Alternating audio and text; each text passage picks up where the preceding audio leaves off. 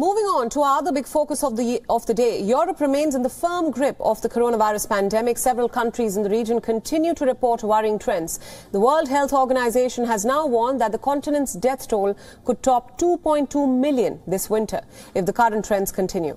The WHO says that it expects high or extreme stress in intensive care units in 49 out of 53 countries between now and March 2022. Europe's return as pandemic's epicenter has been blamed on sluggish vaccine uptake in some nations, the highly contagious Delta variant, of course, and the easing of restrictions. The global health body says that a further 700,000 people in the continent could continue to suffer and could die by March 1st, in addition to the 1.5 million who have already succumbed to the virus. According to the WHO data, COVID-related deaths in a day in Europe have almost doubled from what they were in September. In the European Union, 67.7% of the population is fully vaccinated, but the data varies widely between countries. The rate of vaccination has been low, particularly in eastern countries. Let's tell you a little bit more about the situation in some of the countries in the region. 2 days into a national lockdown, Austria is witnessing an uptick in its vaccination rates, but the daily number of vaccinations has grown from 1,000 a day 2 weeks ago to around 12,000 a day this week. The number of first vaccinations has risen by 10 to 15% in the light of the crisis. Meanwhile, France has recorded more than 30,000 new COVID cases in 24 hours. The pace of COVID infections has gone up despite new social distancing measures and a drive to boost vaccinations. The recent surge has led to a closure of schools, which is likely to be extended. Meanwhile, in Germany, intensive care beds are swiftly filling up. Germany's worst-hit regions have ordered new shutdowns. Reeling under a fourth wave of the pandemic, Germany is expected to make coronavirus jabs mandatory for soldiers, although the mandate is yet to be formalized. Ministry officials said that the implementation is expected soon.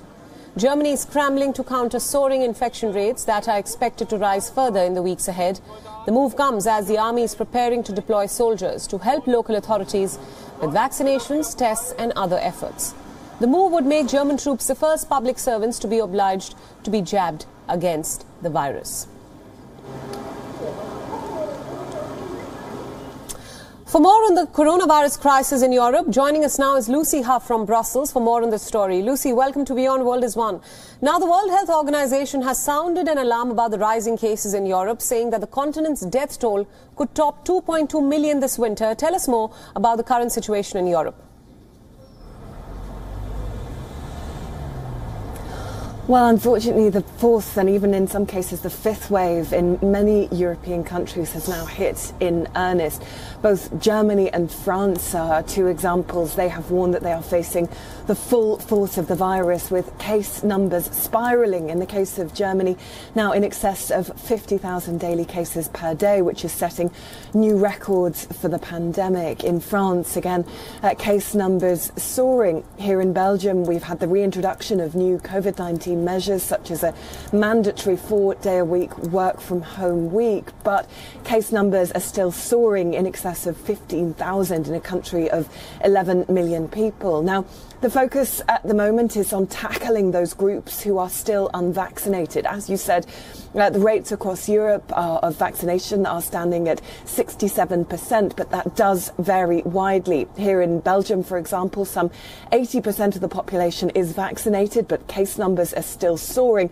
But when you move to some countries in Eastern Europe, those rates of vaccination drop well below 50% of the population. So more does need to be done, according to the WHO, to address those issues of vaccine inequity. Now, the European Centre for Disease Prevention and Control has come out today and said that more and stricter measures will need to be introduced in EU countries in order to stem the spiralling levels of crisis. And of course, that stark warning from the WHO issued in the last 24 hours, warning that Europe and Central Asia could face 700,000 deaths by February if the current rates of infection are not tackled. Right. Now, Lucy, we've also seen protests against vaccine mandates across different countries in Europe. Has all this affected the vaccination rate in the continent, and what lies ahead, especially in winter months?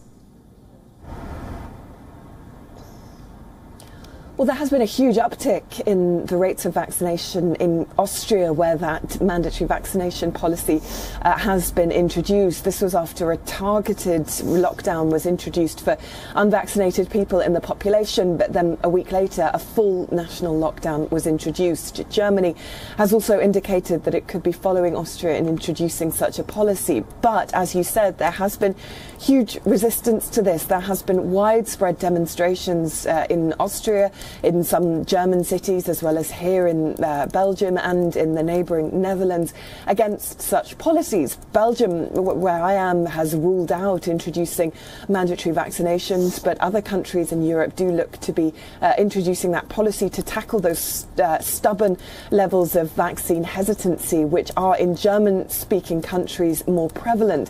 In Austria, for example, 2/3 of the population is vaccinated. It's about the same in Germany, and that remaining third of the population is proving a difficult group to change their mind. So certainly this mandatory vaccination policy is about trying to tackle those low rates of vaccination, but it does seem that resistance in that group is likely to continue. Lucy Huff, thank you so much for all those updates, and thank you for joining us from Brussels at this hour.